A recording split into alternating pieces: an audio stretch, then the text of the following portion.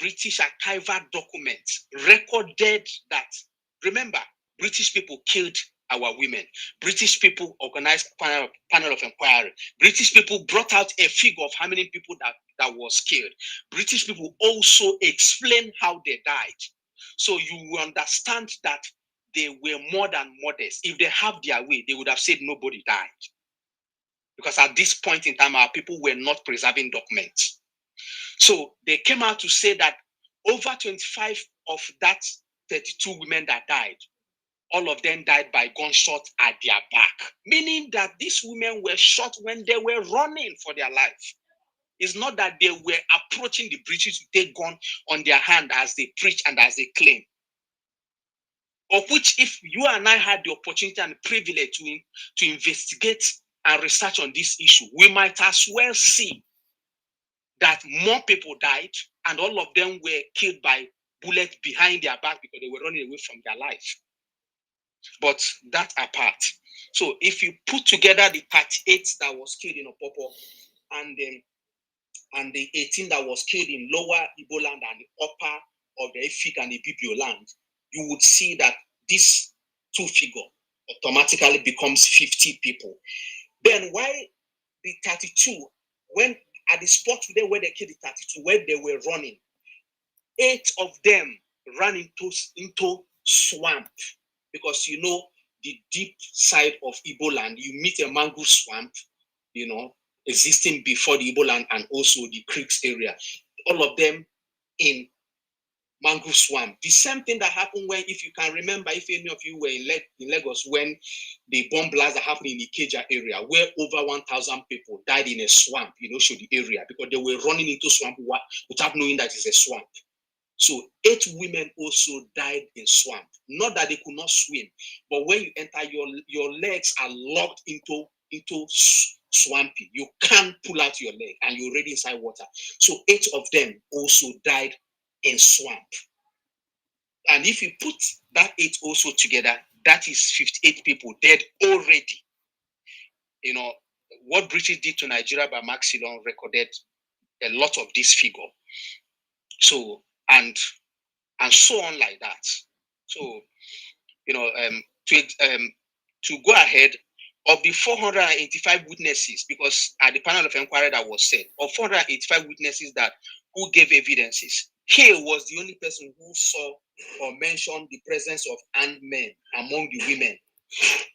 The other 485 witnesses explain exactly, when you finish talking, this one coming, it says the same thing. The women were not armed, they were holding palm leaves. And when they had the first gunshot, all of them dropped their palm leaves and began to run for safety. They were all shot behind their backs. You know, so if you exclude the 8 women that died in a swamp, the total figure in 1930, when the panel of inquiry result came out, was 55 women that was massacred, you know, in Igbo land, you know, and in a collective punishment, this was what happened, because this is also important for those who ask questions. No white man was queried, no white man was jailed, no white man was reprimanded, no white man paid any price. This is as against 2 warrant chiefs who assaulted their sisters. And one was jailed 2 years, and one was jailed either 3 or 6 months, that I explained to you earlier on. Now, these are white men who killed people, not assault, who killed, massacred people, but none was punished. So, you know, have that behind your mind, you know, why the discussion goes on. You understand? So, and the case eventually went to courts, and during the panel of inquiry also, the women were quick to, you know, hire the first Eastern woman that was educated in the lower Niger area, and she was from Ngwa area, and her name was Umuocha Mary Okezie. She was the first to be educated, because at that point in time, you know, women did not really see very much importance in education then. The same thing with men. A lot of men also were not also educated at that point in time. But so Mary Okezie was the one who, I think she formed the Ngwa women something later. Okay. Yes, I'll get to later. But she formed an association of women. Yeah, when Ungwa she came Women on. Union. Yes, Ungwa Women. Yeah. You're correct. Thank you for reminding me. So, to cut the long story short, you know, because one thing that happened, about women's riot was not only loss, especially for our women and our people, because this same woman from Ungwa eventually, find a way to now begin to educate our people. Because one thing that happened against them then was that at the panel of inquiry, the court decided the fate of the local women then, according to what the British said, and only Mary could actually understand English perfectly and write it perfectly and how to explain. So many of our women now took it upon themselves, to form a union and begin to go to school. You understand? So that also made many of the native women, to begin to go to school, and many of them became educated and so on and so forth. So I would want to stop here and continue while I'm asked a question, and I have other things to explain if I remember. Thank you very much. Thank you so much for that, Max. Thank you for that wonderful presentation. I just wanted to also add that locally, the Aba Women's Riot was called the Women's War. And this was to emphasize that this was basically the women that played a large role in this resistance against British taxation. But the British labeled it as the Aba Riot to silence the role of women and change the narrative, because the British did not want the world to know that this was the first historical public display of feminism in Nigeria. And so they tried to minimize it, minimize the role of women. But this was basically a historic feat by our women. And this wasn't just Igbo women, also Ibibio, Efi, Ijo women, all coming together to resist this, to resist the British taxation. So I think it's always important that we applaud and celebrate our women, because they've always played great roles in the Igbo nation. Thank you so much for that, Max. Somadina, do you want to come in here before? Somadina, let's just take one or two comments from the audience, and then we'll proceed. Okay. Teta, okay. You want to make? Can you just keep it down to 2 minutes? Yeah, let me just say. You said, can I continue? Yes, can you just keep it to 2 minutes, please, Teta? Okay. Max, from this story you just gave us, this history you just gave us, when you juxtapose this thing and what the Nigerian security agents are doing today, you see that it's like the British colonial government. It's like they were the one that taught these Nigerian security agencies to be doing this to the Nigerian citizens today, killing. You see, the Nigerian army will just come and shoot at unarmed civilians. Same thing with the police. You understand? So you see that the British colonial government were the ones that taught these Nigerian security agents to be killing civilians the way they like, just like Lekki toll gate. But to my surprise, you see some Nigerians today saying that we want to go back to the British. I wish the British came back to rule us. So what is the difference? I think this lack of history that some of us in Nigeria are having today is the cause of our problem in Nigeria. Yes, I hear. Thank you. I think it's always important to note that the security agencies in Nigeria were basically British creations, and they are for regime security and not for protection of the people. You could see that they are more concerned about protecting the whoever is in charge or whoever is leading the nation at that point. Their loyalty is not to the constitution and the people, and that's because it's a British creation. When the British created the police force at that time, it was to protect themselves. You could see that there were massacres committed at that time by the police. At that time, it was, basically Nigerians killing Nigerians, and it was just essentially to protect the British. So we must always take this in mind. We've not seen any whole-scale police reforms, reforms geared, policies geared towards reforming the police, actually tearing the police force apart, and making a new police that is geared towards protecting Nigerians, serving Nigerians, and not just for regime security. I think it's something that we should not forget, that we've not had any whole-scale police reform. So, for the foreseeable future, unless we have these reforms put in place, the security agencies will actually remain. I mean, the way they will carry their duties will be geared towards regime security. Hiroshima, you wanted to say something? Sorry, Aburi.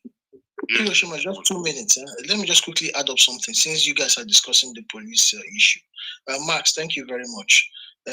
Based on what Tete Nula said about the police, something other than the Nigerian government still continuing with the security system as being laid by the British colonialists, which was not to police the people, but as a tool of subjugation. Because if you look at the system today, there is no force or there's no organ that has killed Nigeria more than the police and the army put together. Minus war or something, the army and the police have always led to the deaths of Nigeria. And there is something that the police practice today. This, I don't know how to call it, but this one that they will take an Adamu from Sokoto, they will take him to Ngobala in Imo State and ask him to be the to be the commissioner of police there. It started with this about women riots, because when our mothers and sisters they're rioting, then the police people who the British asked to come and stop the women were indigenous to the eastern region. Understand me? So these people definitely could not open guns on their mothers and their sisters, people who they knew. So what did the British do? The British now had to go to the Yoruba land, which was the western region. Got the Yoruba people. This is not me gaslighting the Yorubas or saying anything, but it was just that politics of divide and rule.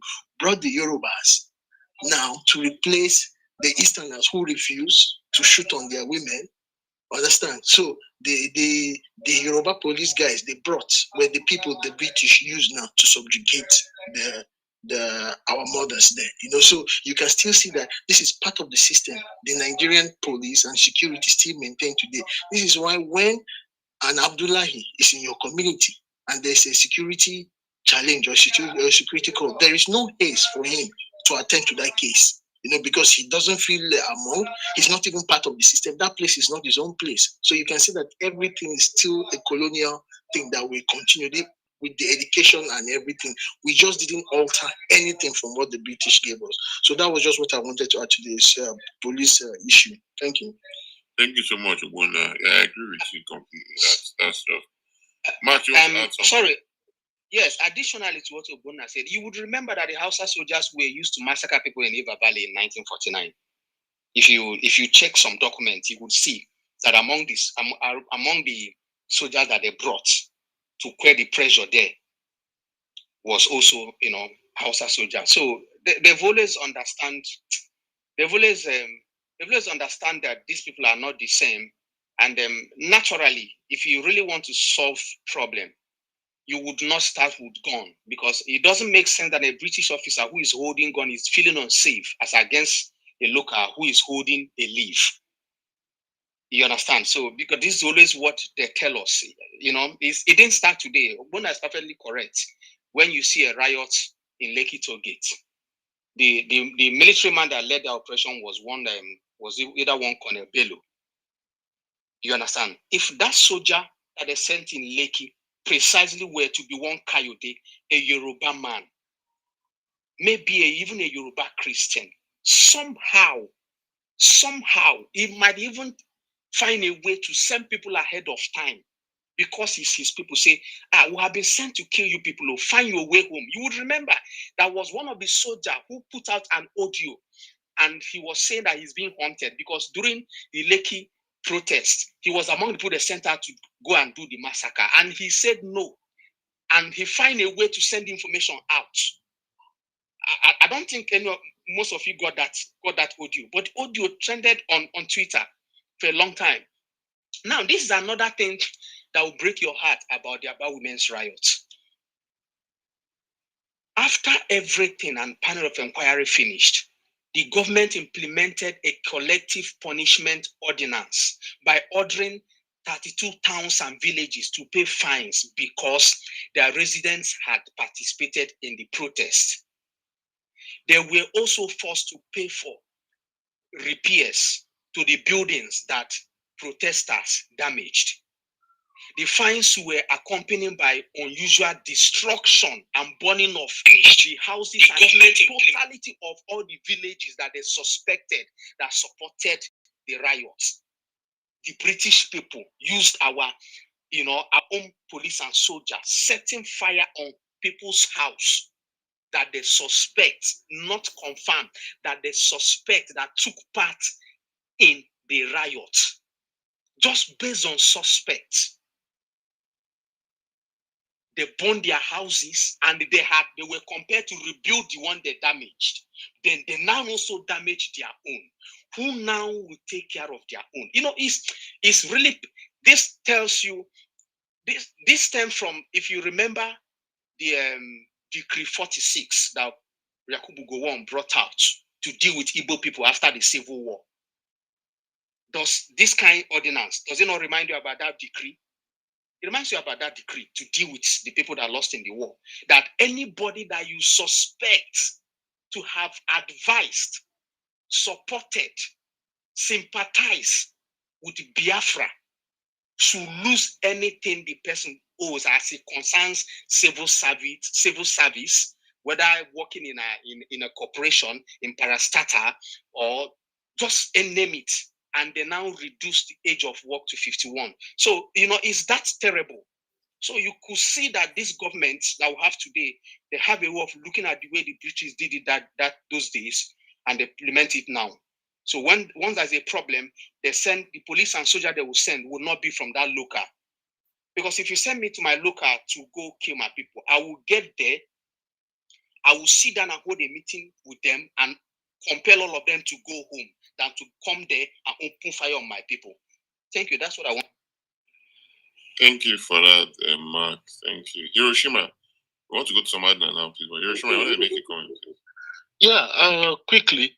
I think Max and the other gentlemen spoke well. A couple of days ago, I was in one of the rooms where it's a prominent room that I frequent more of the time. If just almost the same topic, which has is book reading, routes and books. And there's this lady. She's in Nigeria. Everybody knows her. She just has this notorious way of trying to make everyone feels that everything is wrong with not just the African people, everything is wrong with the black man. That the role that the British played in Africa vis-a-vis in Nigeria was justified. Every now and then, you will hardly hear her say anything wrong, anything negative about how they conducted themselves and the carnage that they left behind. Now, the creation of police, we should understand the concept. It was not a creation to police an environment where the policeman sees himself as part and parcel of that community. The creation of the Nigerian police is a concept that protects the instruction and protects whatever instruction that is coming from the Queen. So when the British left, they left that same ideology into the minds of the Nigerian state. That is why a policeman from Ogbomoso who raised, bred, grew up and all his life in Ogbomoso will go to somewhere in Kalago of Ebonyi State and not even knowing how the locals live and interface, goes there to police. And trust me, when somebody reacts in a way that police doesn't feel it right or feel relatively threatening or uneasy, the next thing is to use the barrel of the gun. That is exactly what the British did when they came over into our spaces, not even understanding our unique way of reacting. I live in a Western world where within my friends, when they come around and we are all cracking jokes, speaking our broken English, they craze. We are cracking our joke. We understanding that. But any one of them who has a white girlfriend probably think we are being aggressive or are we quarreling. We completely understand what we say within whatever we say, at the manner at which we are relating with each other. But of course, what do you get? Where the present day Nigerian person who has the opportunity to school abroad cannot even see all the evil that has been done to the Nigerian people or the Igbos, but comes into a public space to even whitewash and pass the blame on the African or a black man for being docile and not able to stand for himself. We have our community. We did not write a letter to the British to come into our space. Unfortunately, what we see today, what we are seeing today, is a replica of what the British, the creation of the British, their colonies, the British and their plan, and why the black man we cannot even wake up to say, okay, now let's start having community police. Just imagine a community where I grew up in an environment where they know me, know my father, know my entire history and my family, and I'm policing that community. And I'm asked, and there is an uprising. There's the language I will speak to those locals alone.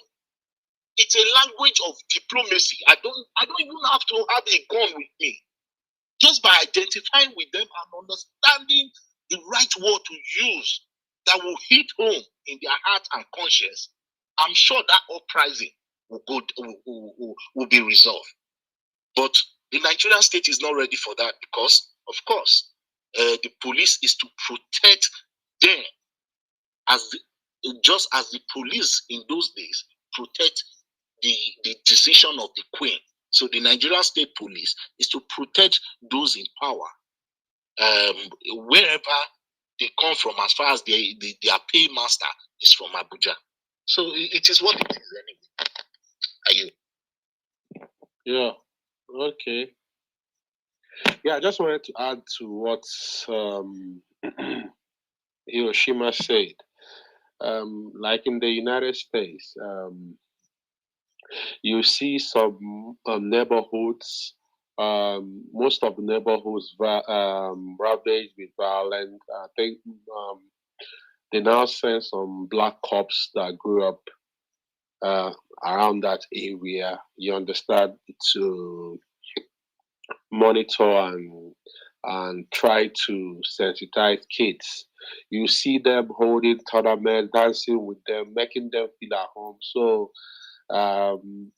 you understand, just to create a relationship between the authorities and the civilians. The police and the civilians. In Nigeria, you see, you go to Enugu. If you go to Enugu now, most of the people heading EFCC, heading police, everything, they are Fulanese, Northerners. Go to the Imo State, the same thing, which is why, and the military as well, which is why they are killing without any remorse. They arrest you, lock you up. Nobody will even come for your case. You know, any little thing, they pick up youths. The other time, they just went to Imo State University, arrested a lot of students during the time when they were looking for ESN, you know. But if we had a state police, you understand, a state police, someone from that community, they will know how, even if they are looking for hoodlums or criminals, they will know where to find them. But it's quite unfortunate in Nigeria. They are like who said that? I think Obono. So divide and rule. They just bring in someone from Sokoto, someone that don't. Most of them cannot even speak English. Talk of Igbo language, or send them to the east. They'll send them to the east to man to be the head of the commission. Sorry, to be the commissioner of police, or maybe military chief. And at the end of the day, when they are carrying out all these their exercise, oppression, whatever, you see them killing without any empathy or any emotion, because they have no relationship, no bond with the people from that community. So I just want to add that. Thank you. Thank you. Teta, please, we'll come back to you. John, we'll come back. Sorry, please. We'll come back to both of you, please. And somebody that has to speak now. Yeah, please refresh the room first. Yes. Just to state that we are being streamed live. This room is being streamed live on Njenje TV. We always thank Njenje TV for always being here and always streaming our rooms live on YouTube. Yeah, so this is Igbo Nation. Welcome everyone. This is Igbo Nation. Today we are discussing events that transpired today in Igbo history. Like we said before, two important events happened today. First is the Aba Women's Riot, and secondly was the Enugu coal miners massacre. We will discuss the Enugu coal miners massacre in a short while. We're discussing the Aba Women's Riot right now. So if you're not following the house, please do so. Just click the green icon. This is where we discuss issues relating to Igbo history, Igbo culture, everything Igbo. So, thank you. Somadina, please. Somadina. Yeah, thank you very much, Aburi, for that. And I'll be talking on the Enugu coal mines killings that happened in 1949. And prior to that, I was going to give a background on how coal came to become a resource of interest in Nigeria. And in the previous conversation as well, there were talks of military or law enforcement officers killing people. While we'll focus on all of that, it's also important that we also celebrate some military officers who have stood out in those events. One of those, actually, there was a video clip that went viral during the NSAS protest where a military personnel was cautioning police officers to actually desist from shooting at protesters. And I can quickly just play that clip. It's a 1-minute clip, just for your listening pleasure. Listen to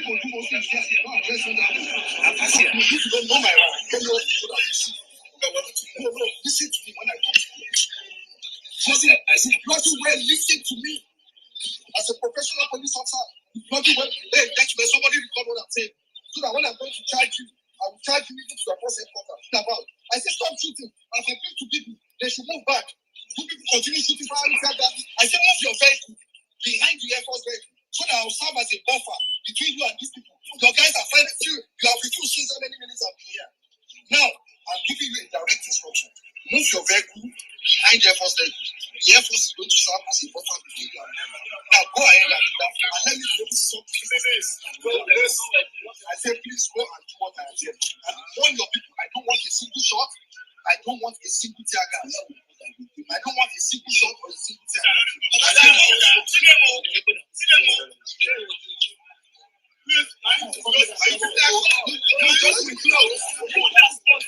Yes, so that was a clip from the NSAS protest where the Air Force personnel actually cautioned the police against being violent with protesters.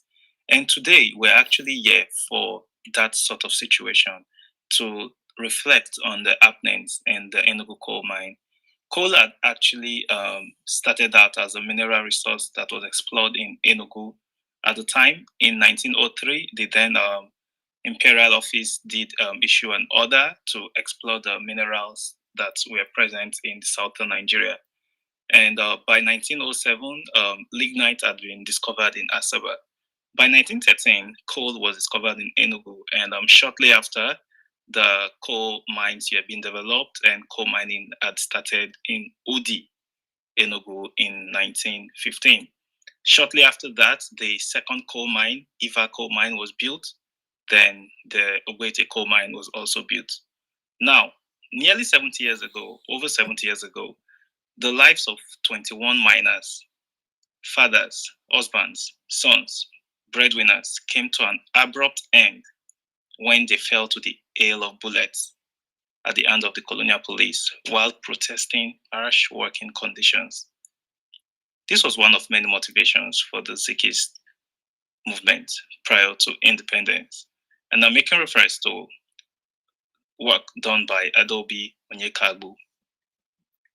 In 1917, the Iva Valley mines, which was the second coal mine, had been built after the Udi coal mine, which was closed eventually in the 1930s. Subsequently, the working conditions became deplorable. There were cases of racism and physical abuse under the management of the British managers. The coal mine had lots of local workers from the Udi area of Enugu, present-day Enugu, and there were also other more skilled workers from other parts of Igbo land, such as Owerri, Onitsha. There were other skilled artisans from Yoruba land as well as people from Sierra Leone, most of the slave returnees from the New World, from America into Sierra Leone.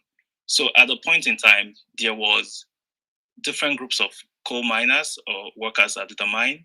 There were the locals and there were the foreigners. Even among the locals, there were still divisions because the core local people in Odi still saw themselves as different compared to the relatively more skilled workers from other parts of Igbo land and Yoruba land as well. So, subsequently, the working conditions became deplorable. There were cases of racism and physical abuse under the management of British managers. In one case, Mr. Yates, a British national, on September 2nd, 1945, slapped a worker, Mr. Okudili Ojeyi, who took courage and brought up an assault case, and Mr. Yates was prosecuted and penalized. Still, many of the harsh conditions remained. It all escalated on November 1st, 1949, when the workers demanded for the payment of roastering, the upgrade of the mine EOS to artisans, and the payment of housing and traveling allowance, which were rejected by the management. Hence, the workers began a strike, which led to the British managers to sack over 50 miners. This also led the management to remove all the explosives from the mines on November 18, as they feared that the strike in the mine was as a result of the growing agitation for independence. The management deemed it fit to see an industrial action, industrial protest, as a political agitation. After removing that of Ogbete mine, which was the third mine, easily, the explosives at Iva Valley mine, which is actually on my PTR, proved difficult, especially with the workers refusing to assist the management. The miners also feared that if they removed the explosive, nothing would stand in the way of the management shutting down the mine. This was discovered by the Fitzgerald Commission that was set up when the colonialists were forced to investigate the massacre. As everything was about to descend into chaos, a Brit and senior superintendent of police, Captain Philip, was called to the mine along with 2 other British officers and 75 armed local policemen to assist in the removal of the explosive. Soon, the workers began protesting, singing, and fraternizing. Philip and his fellow Brits, seeing only threatening African workers, and primitive natives became jumpy as all this racial stereotype seemed to manifest before his eyes. According to the Nation, to Captain Philip, these were not industrial men staging industrial protest, but they were savage, hysterical natives doing dangerous dances, screeching, making unintelligible noises, and poised to attack. More miners began pouring out in their hundreds, protesting with red pieces of cloth to their miners' helmets, wrists, or knees as a mark of solidarity. Around 1:30 p.m., the police party became antsy about the numbers and the song of solidarity. According to the investigations, the captain only heard a tremendous howling and screeching noise going on, to which several men danced in a dangerous way. If you had been in Nigerian protests, this is very typical of people singing, dancing in ways that they can relate to. He ordered his men to shoot and immediately aimed his revolver at a miner, Sunday Anyasado, in front of him, and he shot this miner in the mouth. Anyasado, a young native of Mbieri, Owerri, who was only recently married and had come to Enugu to earn a living, was the first to fall dead. Instantly killed by a bullet from the captain. Philip then shot Livinus Okechukuma, a machine operator from Owerri, killing him as well. As chaos descended, Okafor Ageni and Udiman came out of the mine and asked, "Anything wrong?" but was killed by a bullet on the spot.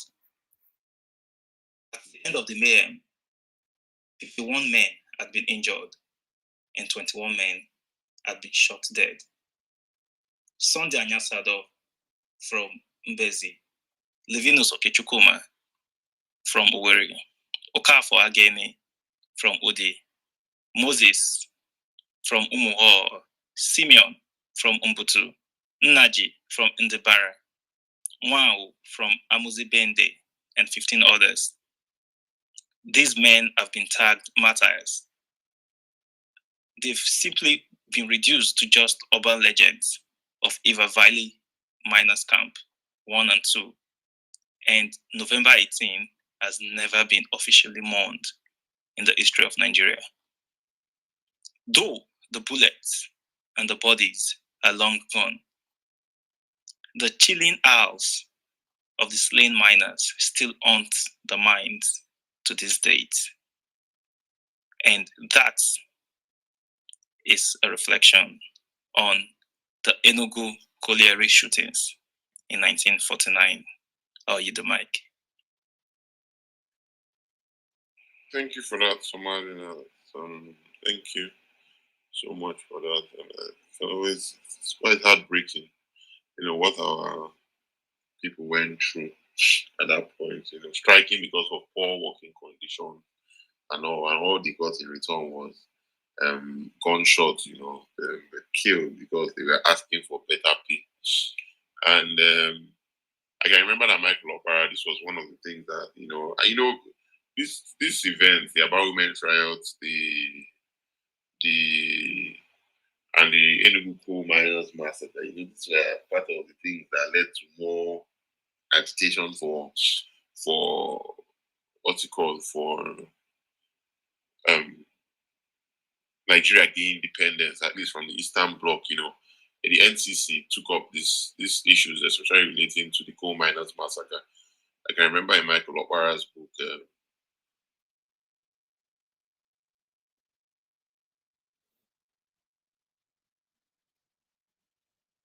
he was actually jailed for 4 days, for taking up the case of the coal miners and protesting the deaths of these coal miners massacred by the British government. That was the time where we had leaders, where our leaders could not stand a sight of, security agencies massacring Igbo people. It's not now when we are devoid and bereft of any form of leadership in any form or manner, where our leaders just sit by and watch us being massacred, and they neither complain or say, and they neither protest on our behalf or say anything about it. Our leaders just watch us as these things happen. So somebody else, even Margaret Igbo was also, she also condemned this. Was, she I think she came back from America at that point, during this coal miners massacre. And she was one of those people that actually protested this massacre by the British, So at that point we had great men and women. Michael Opara, Margaret Igbo. Margaret Igbo is actually Igbo, but she married I think an Efik from Calabar, but she's Igbo. I think her dad is from Onitsha, so, and she was the women leader of the NCNC that time, and that was the ruling party in the eastern region. And she protested this coal miners massacre. So what I'm just trying to say is that at that point we had great leaders, both men and women, who actually understood and felt what it means to be Igbo, and leaders who were actually willing to stand up for their people. I just wanted to make that point. So we'll be taking comments now. John, I know you wanted to say something. John.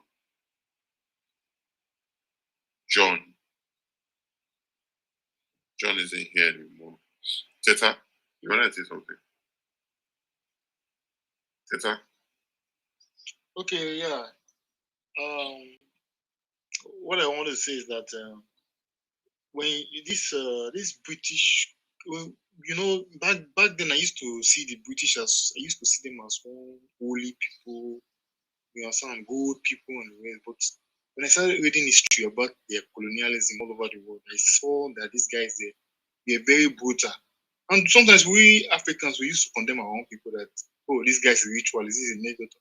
But when you see the death these guys have caused, all these Europeans colonizers like the British, you will marvel. Just look at India. Over 10 million were starved to death in India during British colonial rule. And look at Nigeria. You see when somebody says something about Gowon, about this abandoned property and the rest. But that war, the program that started in the north till the war finished and the abandoned property and the rest, they were all orchestrated by the British. If you look at it very well, because the first people that started saying that the Igbo were that the coup was Igbo coup was the BBC. The BBC was the first station that started this Igbo narrative that the coup was an Igbo coup, which led to the pogrom in the north. So you see that and if you look very well in this Nigerian core state of Nigeria, you see that we are still under a form of neo-colonialism. The British still have a hand in Nigeria. We are not totally independent.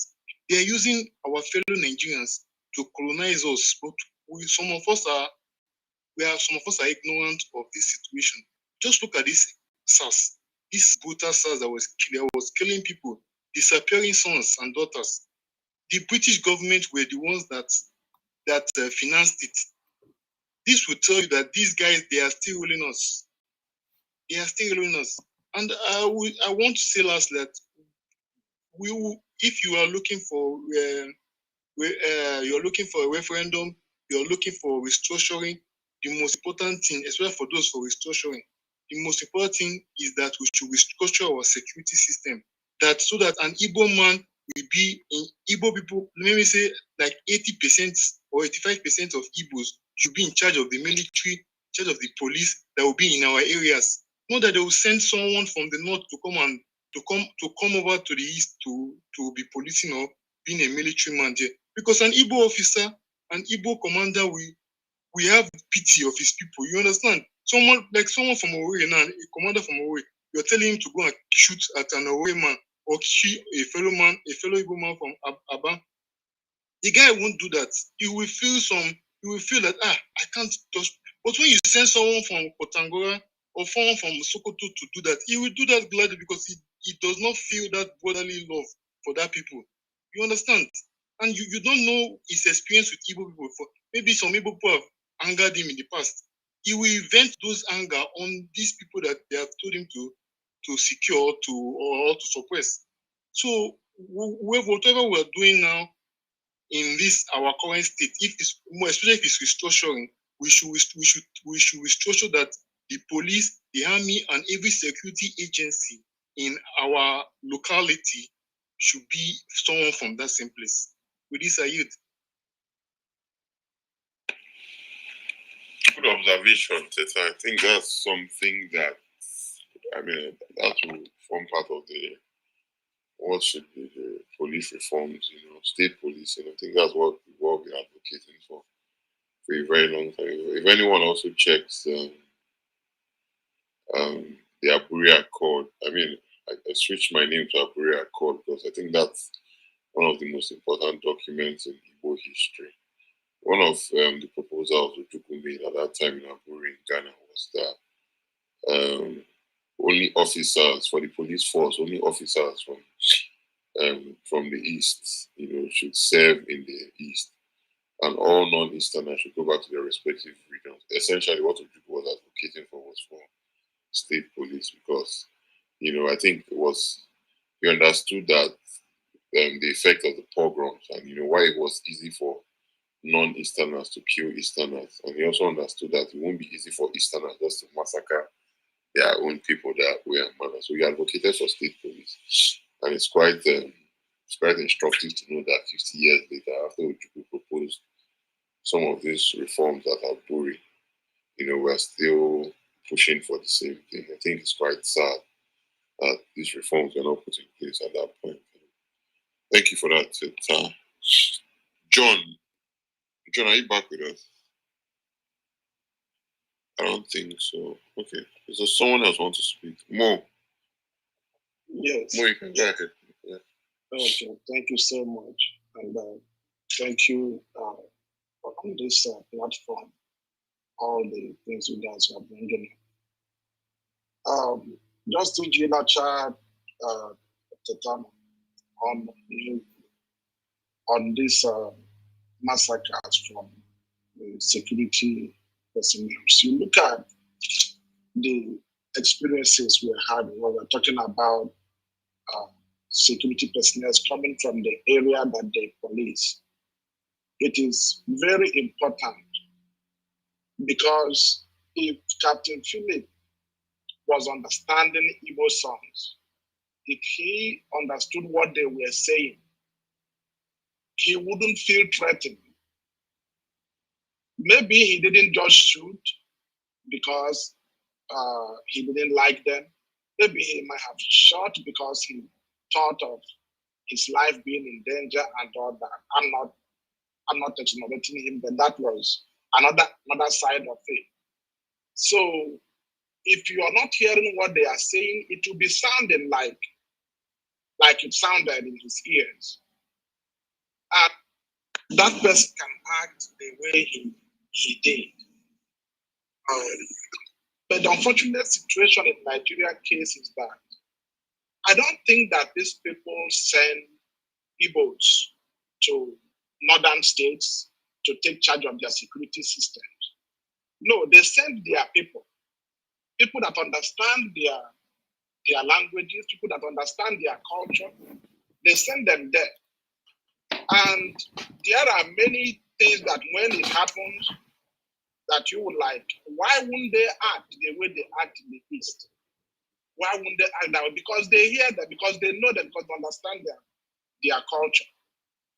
So in our situation, we should wake up, both politicians and whoever is in any situation, anytime, to know that the Igbo man and Igbo communities, they thrive in justice. Igbo societies, they thrive in justice. When you consider this, be it about women protest, be it this Eva Valley, be it the situation that led to the war, be it the IPOP situation today, and whatever you can think of, it has always had its roots in injustice, treating a set of people different from how others are treated. the Igbos succeed in justice. When you bring injustice, then somebody has to rise up to it. So we will look at it, we will be making our ways towards making sure that our people, if it's restructuring, not just let Igbos be in Igbo areas, but let Hausas be in their own areas as well. And people that control them, people that are in charge of those security organizations that are dishing orders should be people that understand the situation. Even if it is not all, even if it is not all of them are not from the local area, let the people that are in charge, the people that can hear them, understand the situation.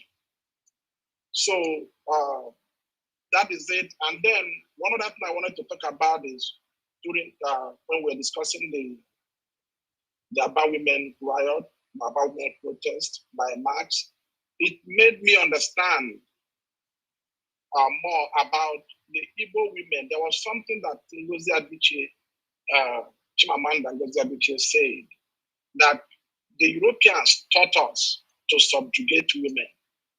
That our women were always empowered, especially economically.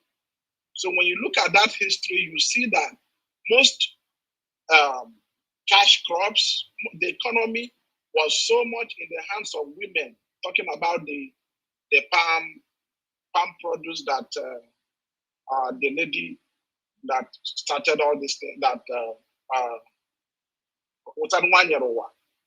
she was in her palm produce area when this thing happened. So our women were empowered. They were economically viable. They have always been. So women empowerment has always been there. And whenever Omada gets up, even before the Europeans came, whenever Omada came up, they were more than the strength of any group of men. So the narrative that our culture subjugates women might not be holding water if all things are considered. Thank you so much. Thank you for that, Mo. I'll come back to Mark. I'll come back to Wanda in a bit now. I just wanted to state that during the inquiry, so there was this inquiry that followed the Enugu coal miners massacre.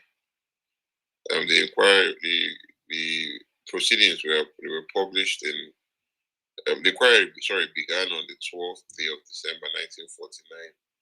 And then there was this Mr. FRK, who was the senior British colonial administrator in Owerri province. His testimony was that, and this is on Margaret Ekwa, and this is what following what Mo just said now about Igbo women in pre-colonial era, and how our women were at the forefront of, as at that time, they had a whole lot. I mean, they were not. It was the British that cast them into this role of dependence and, not being able to stand on their own. The British.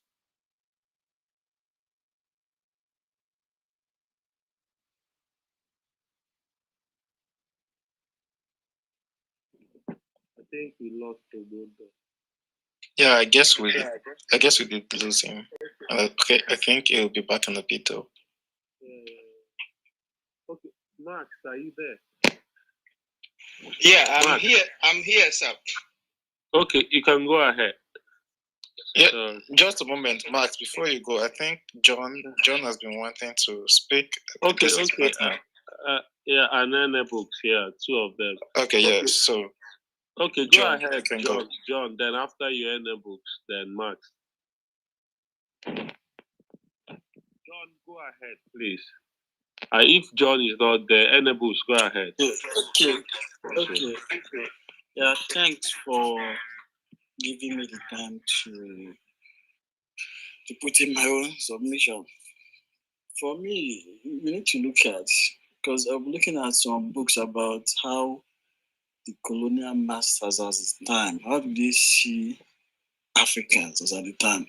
So you realize that they actually see Africans as primitive. basically.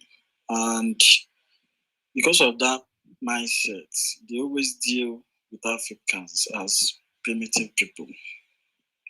That being said, I will start from about women's rights. And I'm going to focus my conversation on the positive that came out of that riot. Now, if you look at that riot itself, before then, basically, one thing that the riot actually did was the fact that they actually gave more voices to the Igbo women as at the time. That even after the riots, the women began to replace the warrior. In fact, as at that time, they begin to have female warrior chiefs. In fact, female began to be appointed to the native court as at the time. So you realize that yes, the issue, that's one of the advantage that the Aba women riot actually gave to more power to the females. Now that being said, somebody asked me, I was having a conversation with somebody, and somebody said something that I couldn't have an answer to it. The person said that when the riot started, the riot did not occur in Aba, and the actual killing actually occurred in Opobo and Utuetimepo are the two places where those killings actually took place. 51 people, actually 52, one was a male from Lagos. That why would they actually call it about women's riot instead of Opobo, since the killing actually took place in Opobo? That was the question the person asked. I couldn't respond because I didn't know how to. Probably somebody in here can be able to give us a clear understanding why that was it. I rest my case. Okay, yeah, thank you very much, John, for that. And I would actually implore the use of similarities in events. If you take a look at the EndSARS protest that happened in our time, we know it is an EndSARS protest that happened across the country. The other question is this: what does the document available say? The next question is, what does the official document say? As it stands now, Lagos State has a commission and have a report as regards that event. We know that other states set up panels, but we are yet to hear the outcome of the panels from the other states.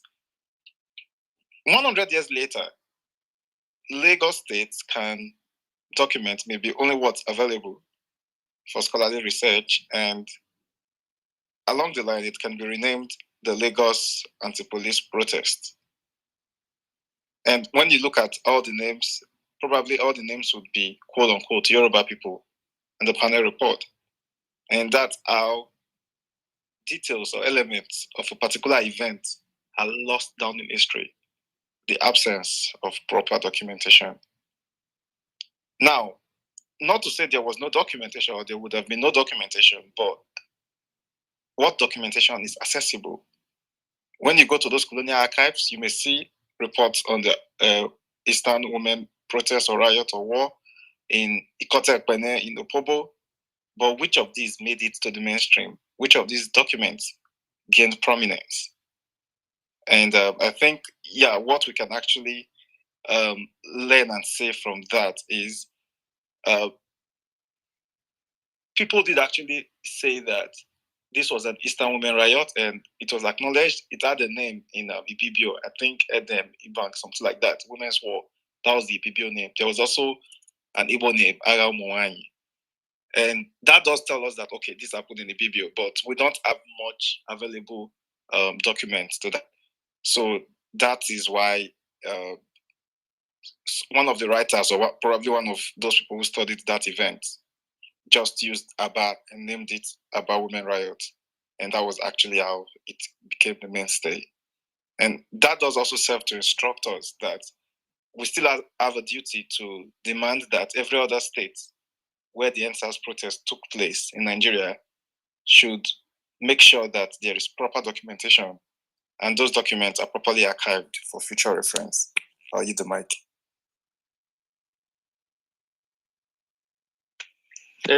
Sorry, and additionally to what okay, go ahead.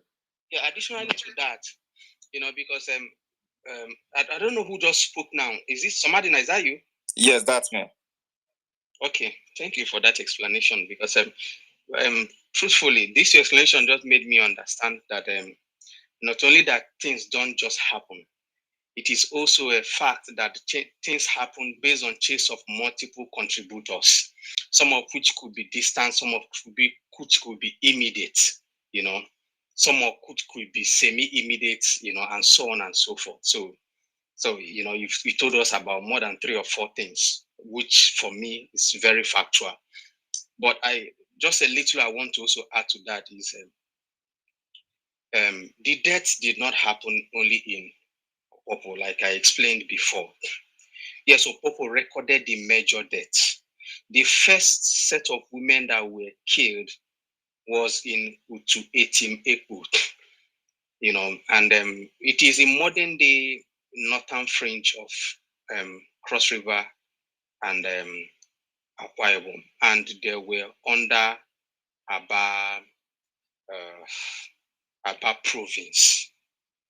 Which is why if you visit our archive today, once you pick Aba province, you will see a lot of work on Cross River, a lot of work on Ikotekpeni, a lot of work you understand. But the document we are given as documented by colonialists is showing you Aba province.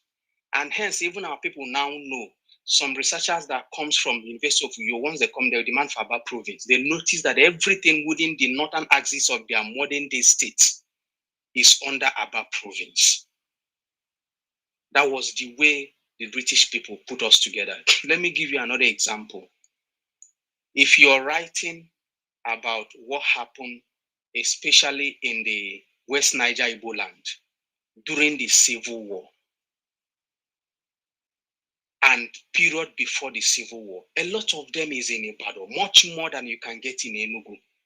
Because even though before the Civil War, the Midwestern region was already created, but prior to that, they were all under Western region. And every document that covered these Igbo people that we call Delta Igbo, Bendeli Igbo, and Yoma people was all channeled to Ibadan. Very few is what you get in Enugu. It is the regions, the way the British people created them. That is an addition. Then another addition is that if you would also remember that in this period and period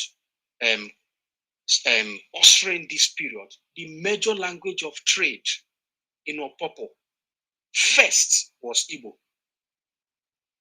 as documented by William Balfour Baike, a white man who actually visited this place as early as late 18 something.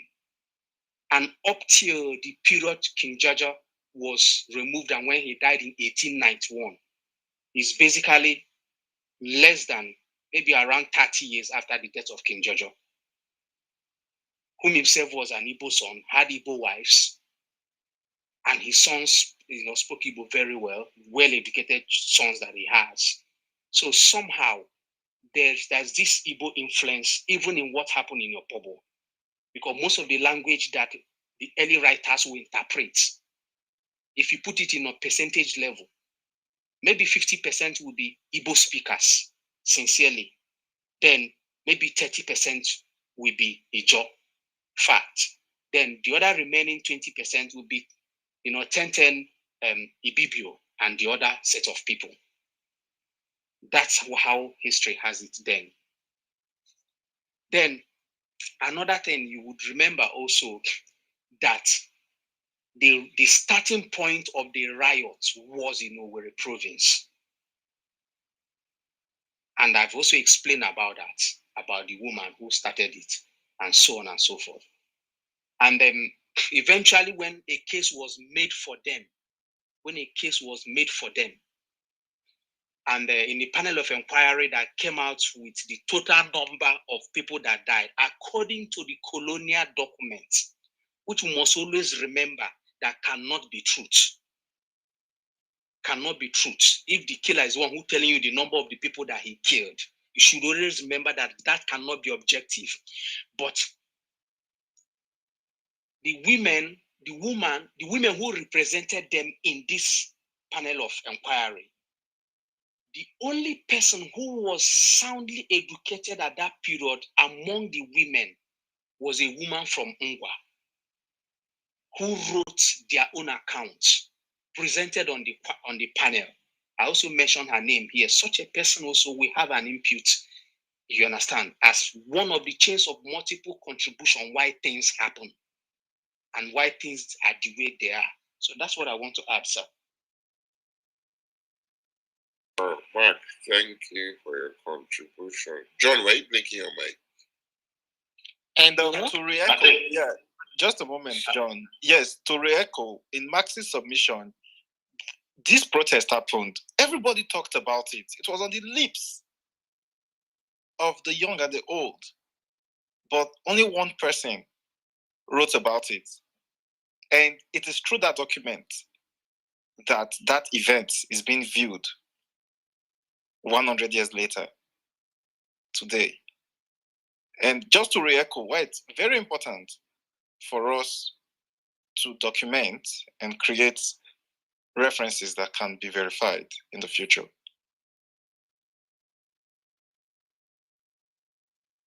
Thank you so much.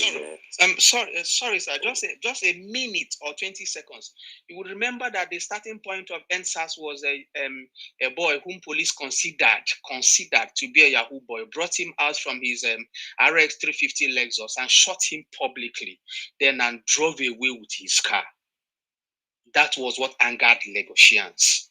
Now, it's possible that if NSAS had achieved massive success, more than it achieved, because it does achieve, more than it achieved, so much so that there was a change of government according to how we that protested wanted it.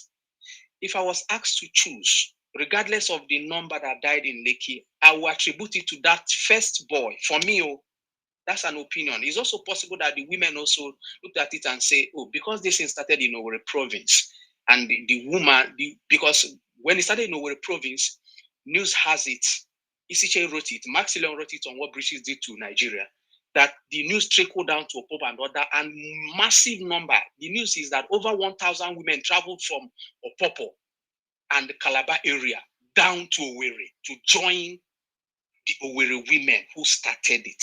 So somehow, and who knows, they could also look at it that because you were somehow this thing that has been a bone in our neck and someone courage to start it, I think we can also honor you with that. It's a different thing, you understand? But I just know that subsequent documents will always have different opinion. But one thing is factual. Women of former Eastern region were massacred in cold blood. That's just it. Thank you. Thank you, Mark. Thank you for that. Any books? Yeah, we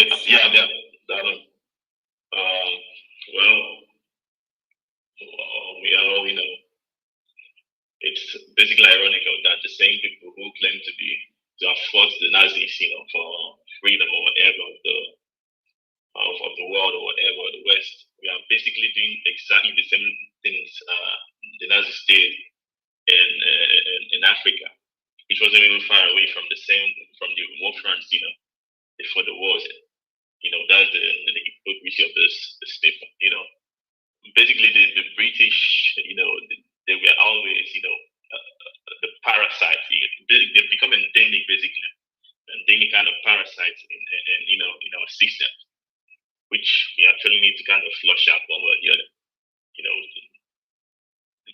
I would like to ask the question. I don't know, Max. Do we actually know the quantity of code these people actually took for free?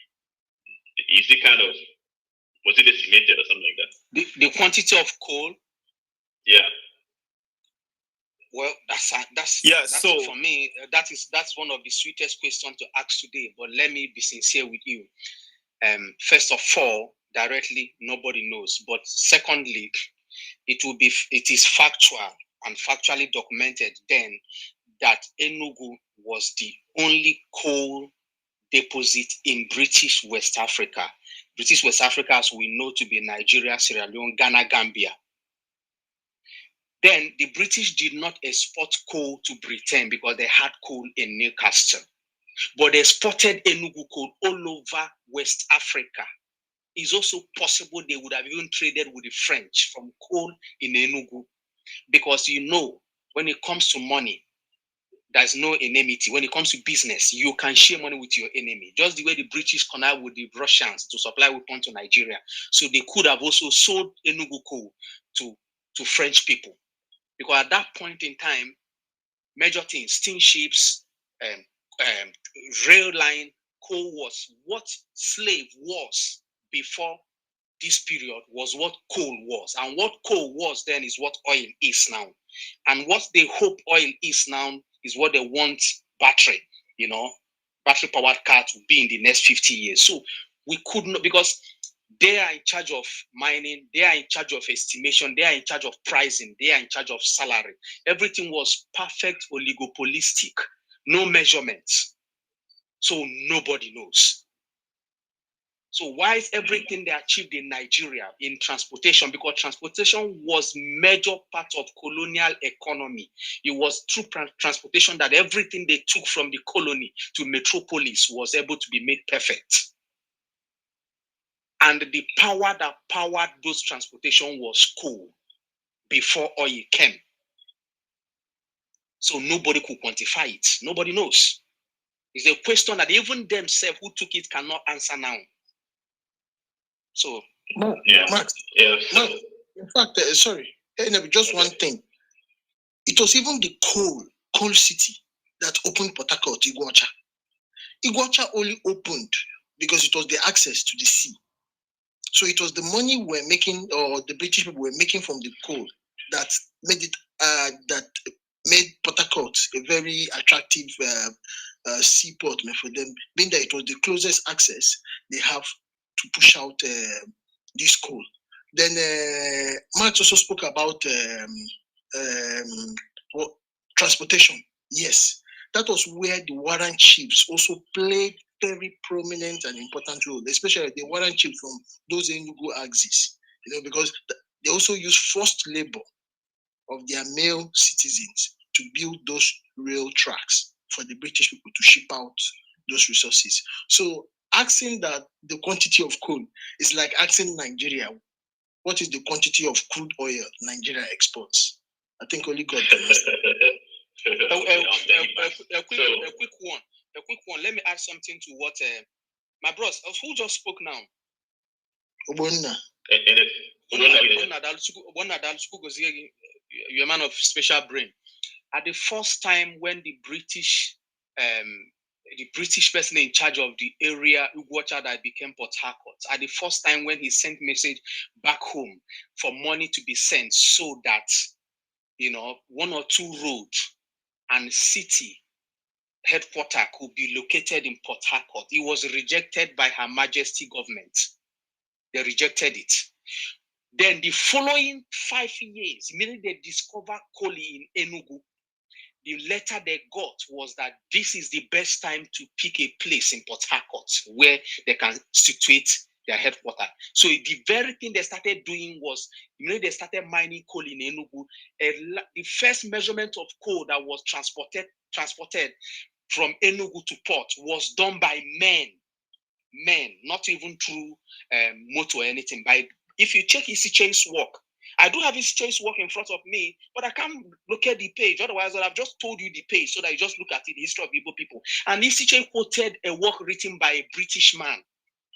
Because when you see messages like that, it's important if the person notes it, to go and see where the person got his or her source. So it was actually the founding of coal that, now this is the jackpot. We can now pick anywhere we want to stay in the Eastern region.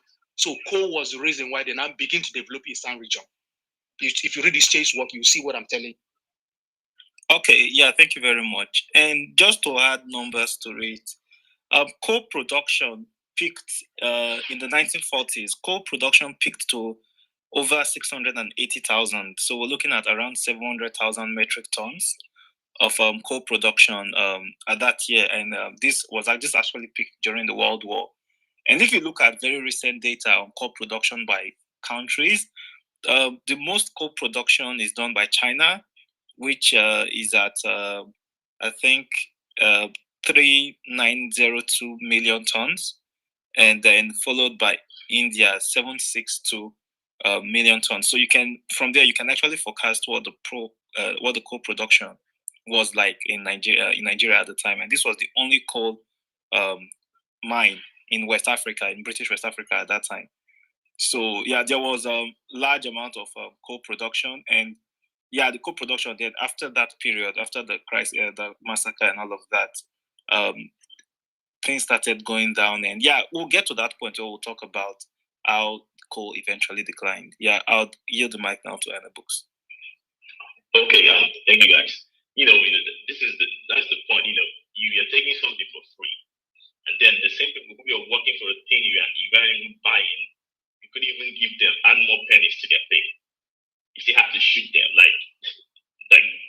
This says a lot about a group of people, and the way of life and how they see you. It's basically heartbreaking, but I'll have to say that I'll have to move to the about men's right. When I see there, I think those spoken on it have said almost everything, but I have to relate it to the way, to the ideologies we have now when it comes to women, around the world. The way we, not just a woman thing. I think it's a general African thing. The way we kind of embrace Western ideologies once they come, because we have this inferiority complex that anything we had, everything we used to have, it's inferior to anything that comes to the West. And when it comes to feminism, if you bring, for example, I'll put it on let me say Igbo, let me not generalize, but this is Igbo nation. If you bring our Igbo sisters who are, into this feminism, movement, and ask them what's the history of feminism, they wouldn't know. They'll just tell you, yeah, we're looking for a woman right, which is great, but what is the history? How did this start? Who started this? They don't even know, because if they knew, they'll be like, wow, this is actually a tool. But having said that, this how do I put it? Mentality that our women we are not, given any right, they had no right. They'll be this or just there, they'll marry, they'll shut up, and that kind of things they tend to say, which is a total lie. Which this movement of the women kind of debunks is what our people should understand, our ladies should understand and learn, because the problem is that we don't even know our history, and that is why we tend to buy into all these ideologies. Even when we have that same thing in our society, we have it in our culture, because we don't even know our culture. We don't know. It's basically if you bring it to a 1-year-old lady now and ask her, if I want to marry you, what steps do I have to take? They don't even know. They'll tell you, go and meet my father. That's how bad the whole thing is. So if we don't know our culture, we don't know our tradition, we don't know our history, we end up, picking up anything we see in the name of it comes from the West, and because of the inferiority complex we have, until maybe the person comes to the West and sees that, man, all this is bullshit.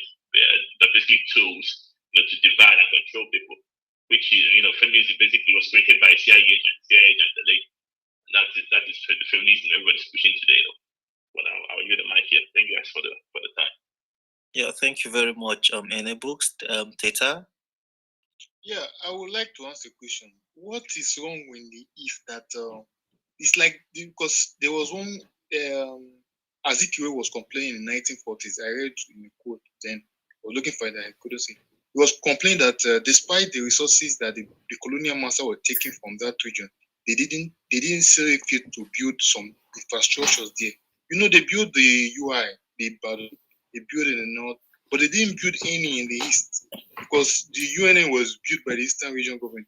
But then that's why then Azikiwe was complaining that despite the resources they are taking from that place, they did not see fit to build infrastructure there. And you come back to Nigeria today, despite the resources taken from those areas, they don't see fit to build things there. They always go to like Abuja, Lagos, and the rest to build things. I don't know what. It's just a question. Why are the governments running away from building things from those areas that they do take special resources from?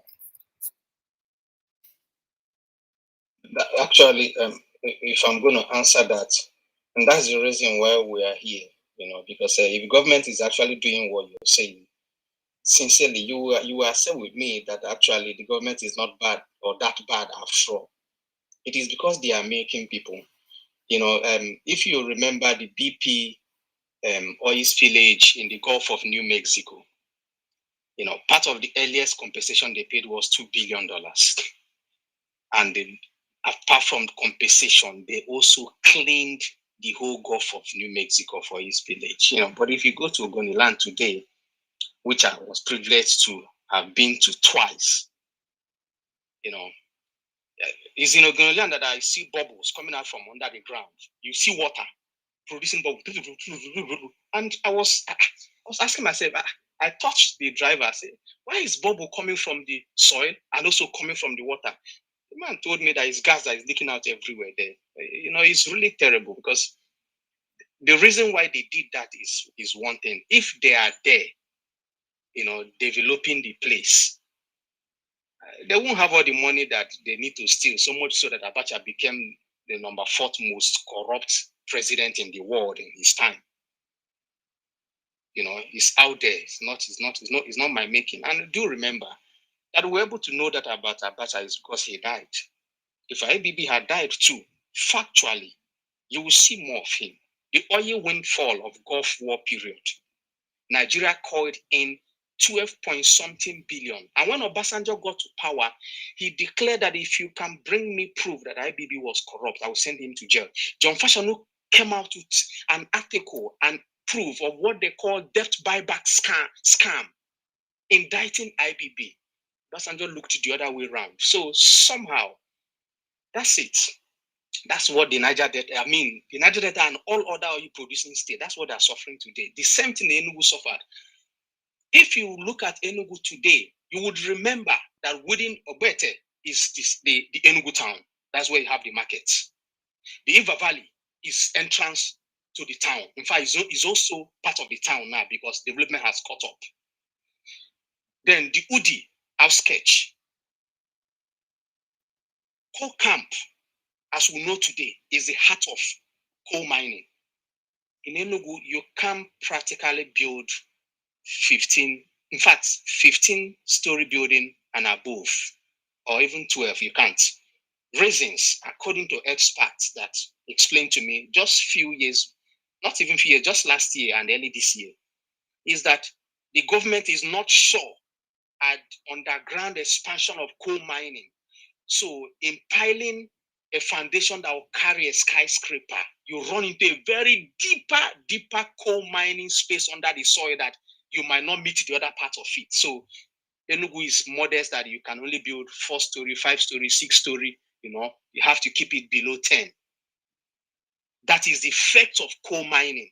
And nobody's talking about it. Now, we are now in effect of oil drilling in the deltas and other states. Very soon now, they will leave deltas. And maybe that is the time Nigeria will die a natural death, which I want it to happen faster than normal. You understand? Because it is this same way that is holding us till today. Coal did a lot. They messed up Enugu. So it is colonial ideology. And don't forget, which is what Nigerian government has copied. In colonization or in colonialism, the intention is every profit must go to the metropolis. And we have to use the colony to balance the economy of the metropolis.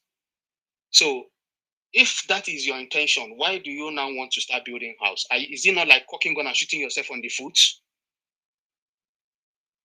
So that's just it. You go to the deltas today, sir. Okay, round up. Sorry, I thought you finished. Sorry. Go on. You go to deltas today, the major Max, please, let me just say, just give me 10 seconds, please. Let me just say something. Don't you think that when you are taking these things from these people and you are doing them, you are treating them, you are building things there, and you are beautifying the place for them, don't you think that it will be more safer for you to take more from them because they will be happy that you are there with them doing things for them? I don't know. No, that's not the logic. It won't. As a matter of fact, when you're doing things and you're fixing the place, that is most likely that these people will become developed. That's most likely that they will have the best of university. Don't forget, if you remember Bob Marley's song where they say, brainwash education to make us the fools. That's the kind of education they are giving to our people. So, but when there's development, there is most likely that won't be brainwash education to make us the fools, telling us about their God above. The people will now study so. Texas. Let me finish. The people will now become so educated, so informed that they might not really need Chevron Texaco or ExxonMobil. Yes, they will rejuvenate and invent, the Joe People's Oil Drilling Company, because the Jaws are now endowed with the brain to do everything that Chevron Texaco and ExxonMobil is doing. So we will not need them. They know. So what you're saying now, they also know that no. You can't. If you give me money, for instance, you open a business for me, and you believe that as long as my business is flourishing, I will remain your subordinate. No, my business will flourish at a certain level. I will choose not to be your subordinate anymore because there's no reason to remain your subordinate. I've known everything that you know. So that's it. They are looking at the dangerous bigger part of it. So my brother, that's just it. These people are dangerous people. So we'll have to chase them out. There's no two ways. Okay, yeah, thank you very much, Max, for that. I see you more. I see you, Gunda, and I think I will go in that order. So let me just quickly say something before Mo comes in. Okay. Yeah, so Gunda, very quickly. I think, Tete, I think the only institution the British colonialists built was that of UI. It was Sardauna who built Ahmadu Bello. And I think Ahmadu Bello was constructed after University of Nigeria, Nsukka. Factual, you're correct. Yes, and you knew it was Zik who used the palm oil money to build University of Nigeria, Nsukka. There was a time when the British were, when there was rumor that Zik was about to be assassinated. So the place he hid then was at the Nsukka lands. So as inspiration, we have it. He loved the environment and everything. That was when the inspiration entered, that in a future time, that this is where we'll build our university. Then answering your question, this is why I always laugh when people say that the West or the colonialists civilized Africa. Nobody who colonizes you comes to civilize you. It is exploitation. So it is funny when you ask that why didn't they develop you? They were not there to develop you. They were there to enslave you and colonize you. And the only way somebody will take what is yours is that he continues to empower you, that you don't know that which he knows. You see it? So one of the biggest things is that when you look at Nigeria and you look at the British colonial system, you see that Nigeria did not alter anything, but rather she just continued from where the British stopped. But in this case now, it was like white skin for black skin, but it was the same exploitation. When you look at the best of Nigeria, the time we enjoyed the peak, when Nigeria could be said to have worked, was within that 1960 to 1967. Because it was in 67 that Nigeria died. After that, the first coup that brought in Iransi, then the counter coup. Those first 6-7 years, that was the best of Nigeria, where the West was working, the East was working, and the North was working. Now it was our people who, out of patriotism, from the little they learned, they decided to bring out the economic plan. When the Singaporeans are talking of Lee Kuan Yew, I think the Igbo man should also be calling what's his name? Michael Okpara. Michael Okpara in every ramification is compared to Lee Kuan Yew. The biggest problem the East has had is that we have never had two governments that are progressive back to back. Because it takes at least 15 years for an idea or for a movement to push. Michael Okpara only lasted, I think, for 6 years or so. So if the East has been able to produce somebody like Michael Okpara again, who took over immediately from him, would have been somewhere today. Where you understand what I'm saying is, look at Anambra, look at the great job Peter Obi did. But as this Ofike entered, Onyanworoma, you saw how he turned back the state again to square one. So anybody who is coming in there, we start all the way from square one. When you read the documents on the Seven Sisters and the role they played in Nigeria, when I talk of the Seven Sisters, I'm talking of the big oil companies. Mark said something. It is oil keeping Nigeria together. Why the Hausa man is shouting one Nigeria is because of the oil. And what he's using to keep this Nigeria one is the instrument of cohesion, the instrument of force, which is the military. This is why the North will never play with the military. When he gets there, they are ready to destroy anybody because it is that military that is holding me and you hostage in Nigeria because of that oil. So when you read the document of the Seven Sisters, why should somebody who is coming to enslave you develop your community? Rather, they will rather use a fraction of that money, buy guns, and arm different factions in that same community to fight themselves. And when two brothers fight, what happens? A stranger takes that which is theirs. So when you look at Nigeria, you will know and see that Nigeria is nothing but a colonial enterprise because the same policies the British were handling is the same way the black people who are ruling us today continued. In fact, it's even worse now. The greatest shipbuilding company in the world is not Europe, it's not America, it's South Korea. It was South Korea.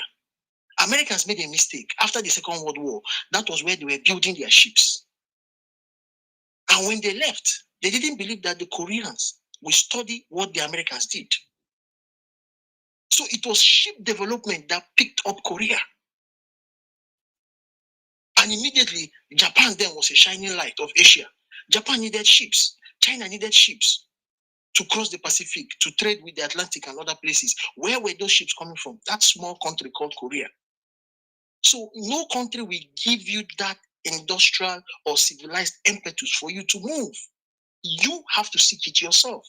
So what Nigeria is doing is the same thing the British were doing. In fact, when we speak of oil, before the British man started mining oil anywhere in river states, it was in Imo State that oil was first discovered. What is the name of that community where these army people went and destroyed in Imo State? I think the last 2 months or so. Who can remember that community's name? Izombe. But so many people don't know. Izombe was the first place oil was discovered in Igbo land. That was why Shell, if you still remember, Shell camp is in Owerri. In fact, where the government house is, that used to be Shell camp before they moved to Port Harcourt. Izombe was the first place oil was discovered in Igbo land. But who knows all these things? Nobody. So there's just so much we have to learn about ourselves. And for you who thought the white man gave you civilization, he didn't give you civilization. He just westernized you enough for you to be confused about your identity. You are not an Igbo man, neither are you a Western, are you a Caucasian? So at the end of the day, who are you? Look at the kind of education you have. Your education has not lifted you anywhere. So if you want civilization, if you want development, you have to develop yourself. The Chinese did it, the Japanese did it, the Indians did it. It is not British or America who civilized them. No, they civilized themselves. So nobody civilizes another race. That is a big lie. Rather, they enslave you using religion, their miseducation, and other tools. So that was just what I wanted to tell you. The little development we had was when we controlled our own destiny, our own affairs, by resource control, which was in the First Republic. That was the best period. Thank you. Yeah, thank you very much, Ogbonna. And next, I guess I'll be going to John. But before that, to Mo. But before that, I would just like to re-echo to you folks that the main universities we have in Nigeria, they were created by the regional government. University of Nigeria by the Eastern Regional Government, inspired by Dr. Nnamdi Azikiwe. And there was a commission, the Ashby Commission, that was set up in 1959 to actually evaluate the higher education needs in Nigeria. And that commission, Ashby, of course, not a Nigerian, did recommend that the University College Ibadan which then was not a university, but a campus of the University College London, was sufficient to meet the higher education needs in Western Nigeria. This was rejected by the Western regional government and led by Ladoke Akintola, and they then proceeded to build the University of Ife. And so this does tell you the sort of foresight. The one University of Nigeria was founded in 1955, then eventually started operating in 1960, even prior to the Ashby report, Ashby Commission. So this is to tell you that some of our founding fathers, they understood and they took their destiny in their hands in terms of trying to control the educational future of the country by making sure that institutions of higher learning were put in place to increase awareness among their citizenry. Now, I yield the mic to Mo. Thank you so much, Somali. Obodna has said some of the things I wanted to say, that it is not just because the colonialists or because of any theorist, whoever is there, that said it has to go, whatever that is got from the hinterlands had to go to the metropolis. But the truth is that we are not in charge. If you are in charge and you are producing from what you have, you can develop that place, you still have nothing to lose. And the examples are the Michael Obaras that we know of, P2B, and others. So the main issue with us has always been that we have never been in charge. And whenever it looks like we are in charge, we are just tools in the hands of oppressors. One guy, Ziggy Azike, that was contesting senatorial election sometime in Imo State, said that the problem with Igbos is that they were never allowed to choose their leaders, political leaders especially. That it doesn't matter who they want, that the Abuja will always choose for them. And when you are looking at the whole situation, you see that why we are not developing the way we should, why we are not maximizing what we have. Because what we have in Igbo land, we may not, if we maximize it, we don't need to go to Abuja for anything. Be it underground, be it human resources, everything we have, to maximize them, we don't need Abuja for anything. So the main reason that it's been like that is because we were never in charge. And that's why there's some glimmer of hope with the election that went in Anambra State now. If things like that, if something like that keeps going on, we know that. With a conscience, and when we go to vote, we vote our leaders. And when they want to develop, they develop with what we have. They develop our place. So it is not really about those theories, it's about who is in charge. The next thing I want to say is, I don't know if Enebus is still here.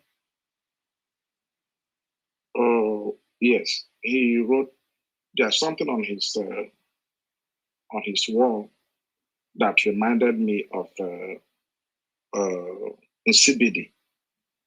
I've been looking to know about CBD. I don't know how I can. If anybody knows, it's this one is derived from CBD itself, but this one is kind of this is CBD, right? No, this is not CBD. This comes from the CBD. This was created by one of our sisters. I don't know if you know Sugar Belly. Yeah, she kind of created these ones. Okay. I think she created in Jebe. It's called Ndebe.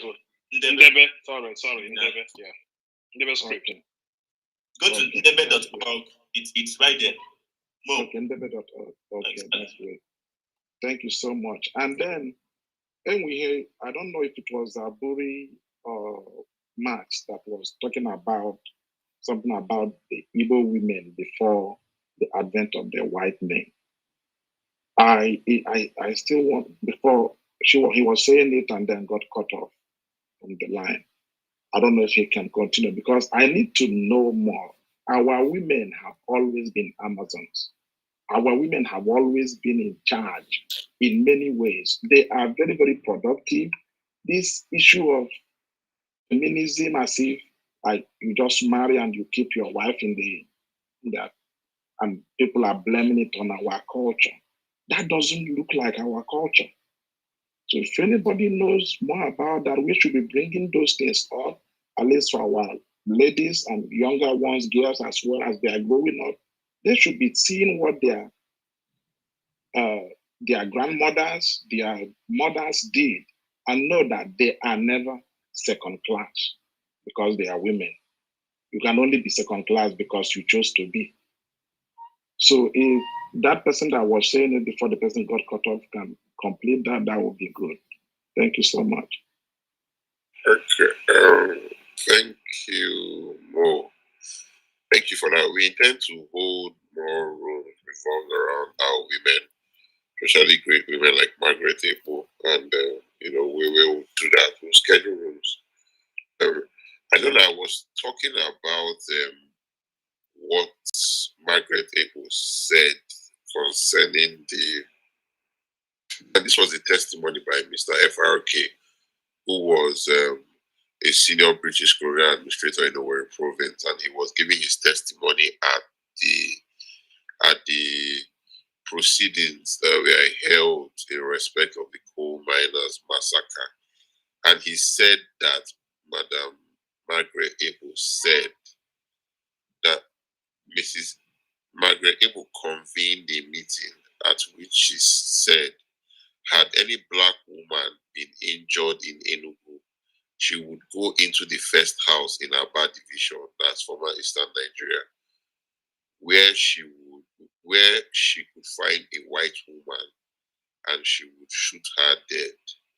I don't subscribe to violence though, but I'm just trying to point out that our women were always at the forefront of agitations, even back in the colonial era. And I know it was just because of the advent of the white man that diminished the role of Igbo women in Igbo society. Igbo women have always been strong and courageous women. They've always participated in nation building. Before the white man came, they were heads of market associations and were highly revered and respected in Igbo society. The white man came and in a bid to destroy the Igbo spirit, trying to cast Igbo women into the role of dependents, people who should only look up to their husbands. They did that in a bid to create order, but in doing that, they basically decimated and destroyed the Igbo society because women play a very, very, very big role. And we'll schedule more rooms revolved around our women. We need to be able to showcase the world that Igbo women are courageous and strong women, and we will schedule rooms based on our former heroines. We'll do this. We promise to do this. Thank you for that, Mo. Additionally, Aburi, are you the one speaking? Aburi, are you the one that just finished speaking now, sir? Yes. Okay, sorry. I wanted adding something. Additionally, in average Igbo market, most men were engaged in most part of production, but in turning those products into money or perfecting the barter system, the exchange of goods, were practically done by women. Even hunters who have succeeded in going to hunt and kill an antelope, he virtually don't go to sell it himself. The wife goes to do the selling, and thereafter either buy whatever she feels the family needs the most or exchange for whatever the family needs the most. The coming of white men, apart from what white men deliberately did to Igbo culture and tradition through their religion, which I would want us to discuss one day, the effect of religion, according to the white, on our colonial and pre-colonial African religion, was that when white men, when railway was built incidentally to help them move things. So gradually, even where cities were before, those cities shifted to area where the railway line passed. So somehow it created an opportunity for men to leave their various area to go and work somewhere, especially where there is better salary. If you remember this article from Paul Amber, where modernization and political disintegration, Igbo and Nigeria and Igbo people, you remember.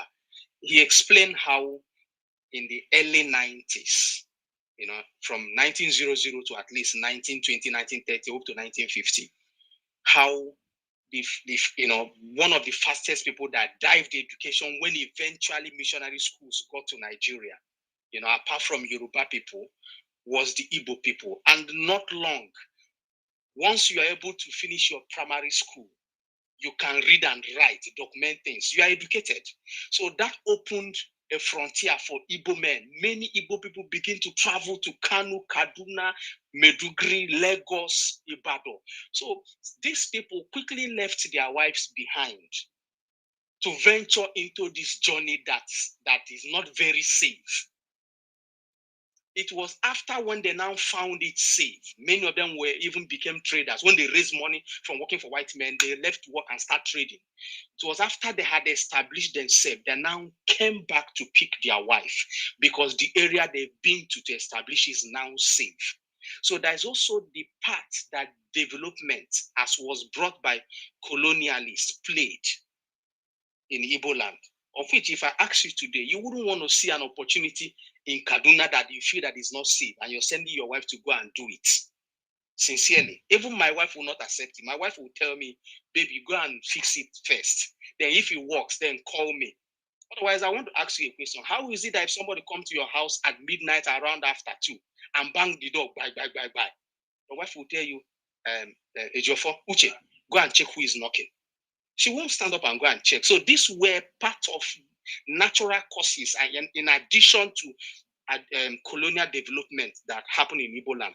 It was after that men now begin to enter market. Otherwise, before, the control of anything that is sold or exchanged in the market was done by the women. Every ancient work on Igbo apprenticeship system starts from this background. Even the one I'm doing now starts from this same background. It was the coming of the white men that somehow the Igbo men now begin to venture into market. The earliest Igbo people that even embarked on long distance trade was not a regular market traders. They were medicine men. The Abala people of Oka people who could carve gun, carve that. The Aro people who are medicine people, the Unri that started it first, who were healers men, who could travel to ancient Bini and the Igala to do medicine for people, heal them and come back to where they were from. They were purely those things that has to do with medicine and maybe weapon. But the normal article of trade were basically women until white men came.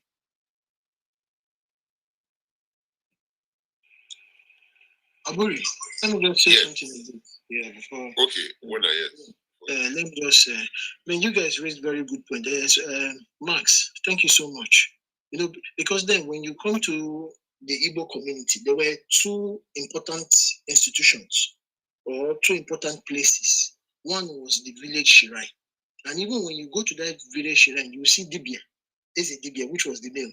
Then you also see Eze Wine, which is a female. That is the principle of duality, one balancing the other. Then the other important institution is the market. And it was always in the market square where you find family of four. That is where the family of four, as in Ofo Jirumuna, it is in the market, is being kept. There is the kind of aja or sacrifice that you want to do in Igbo land. They will tell you to go to the market square and take sand there. Do you know why? Because every ancestor who has existed in that village has passed through the market. So imagine that kind of institution and you give it to women. These same women today who feel that the Igbo societies never carried them. The turning point was the Aba Women Riot. We should not forget that at this time, the British were also fighting the Ikumeku War with the Anyoma, the Western Igbos. And now again, thinking that it was only the men who would be difficult, they started seeing opposition from the women. They saw what has never happened in Black Africa, where women rose up and challenged the British system. That the indirect rule was a failure in the Southeast. It was because of our women. It was our mothers. It was not the males. It was after this that the British had to abandon their so-called indirect rule.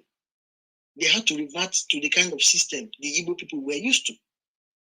And somebody once mentioned about Igbo women coming into colonial as warrant chiefs. Yes. Because as far back as 1920-something, The first and only female colonial warrant chief we had in the whole of Nigeria was from Nsukka. This Ugebe woman, who the Ata of Igala was instrumental to putting her on the throne. A very powerful woman. And from the records, she has been deified there. She's recognized as a deity. And when we talk of, you cannot speak of feminism without Ikonaya, our mother who led this Oloko War or the Aba Women riot. And even before her, we had people like Ezenwa Nene Mboko, the chief, the Eze-Aro. People always speak of Aro, but they never say that Aro once had a female who headed the Aro, the Aro Confederation. Ezenwa Nene Oboko. It was a female. That was even in the late 16th, 17th hundreds. That should be the 18th century. They will not talk of Omo Nwambaka. I think she was the last Omo Onacha. She was very wealthy and was even kind of a stumbling block. In fact, that's the colonial. Yes. Very wealthy woman. She was. Sorry, Mazi. I think we still have one of the Omo is still alive now from Anioma. Yes, but that is the Western side. But if you observe now, when you talk of the Omo institution in the heartland of Igbo, it is dead. How many of our villages have this Omo? It was after this colonial, it was after this Aba women riot, and with the last difficulty the British faced with this Omo of Onitsha, because every policy the British had to sign with the Obi of Onitsha, this woman had to be there. And they found out that she was always the difficult person. And she was very wealthy. She traded in talks. In fact, from the colonial record, they said she made a sales of 10,000 pounds. That was there. Nobody talks about this kind of people. You know, we have produced women who were pillars of the societies, women who participated to give the Igbo system balance, because that was what the whole Igbo system was all about. Balance, principle of duality, where you see the man, you see the woman. When you see Akepe, Akani, it was never a manly something. So, being that the British have started saying that, these people, their women are difficult, it's not just the men. What did the British do? After that about women riot, silently, they started killing prominent, important institutions that our women were held in or held. They started either diverting it to the church or they diverted it to the men. And you can see today, the Igbo man today has grown up ignorantly. What is not even his right, he drags it with the woman, not knowing that originally he's not supposed to be doing that. Then the other one, it is the church who collected it. And guess when Christianity entered, who were those people they focused on? It was the women. Christian missionary enterprise. When you read it, you will see how intentionally the British man intentionally focused on the Southeast. And when he came to the Southeast, the main people they focused on were the women. When they captured the women, they captured the kids. So with time, the basics of what it means to be an Igbo, on how the Igbo society is being run and organized, was lost. So it's good we are drawing back, you know. So it was not perfect, but there was balance. There was balance in the society. It's not what we see today. Women control the market, but today I don't know where there's Omo. The only Omo now all of us can talk of is that Ika Anioma lady, and you can see how powerful and respected she is. But when you come to Igbo heartland, I can't tell you of any Omo. That institution is virtually dead. It is men now who run the market. So that was just what I wanted to add to support the point you guys raised. Thank you. Thank you for that, Wanda. Thank you. Always great listening to you speak. Sorry, does anyone else want to add something? John, who else please after John? Mazi. My brother, sorry. You've not heard your wise words today. My brother is just trying to balance work and conversation. But so far, I mean, everything that has been said here has been really, really refreshing. So that's but something I want to ask that I asked the last time we had this conversation, the book reading. So during during the About Women's riots, right? And there was something very fascinating. Sorry, John, we'll come back to you right now, John. Sorry, I just had to say it. Okay, so there was something very fascinating that a historian said that I don't know if we all would agree to it. He said, so my question was that, so where our mothers polyglot? Remember then, education was more tilted towards the men and not the women when the colonials came. And the men were able to speak English as a means of communication. Then, where the women then, when they started, when they started planning that resistance, they did that mostly during the market days. But what fascinated me was with quickness with which information was disseminated to different parts, all the way to Aba, even Warri, Ibibio, Akwa Ibom, what's present Akwa Ibom, Cross River, how information was reached during the planning phase, before the execution, and how were these little women able to communicate within themselves? Remember, they had different languages. I know what became of Igbo of today, pulled from different regions, the Western Igbos, those from the north, from Soka, and then the Ekois, all the way to Cross River. But how they were able to plan their, the lady, the first, one year, it's a shame to me though, not vex.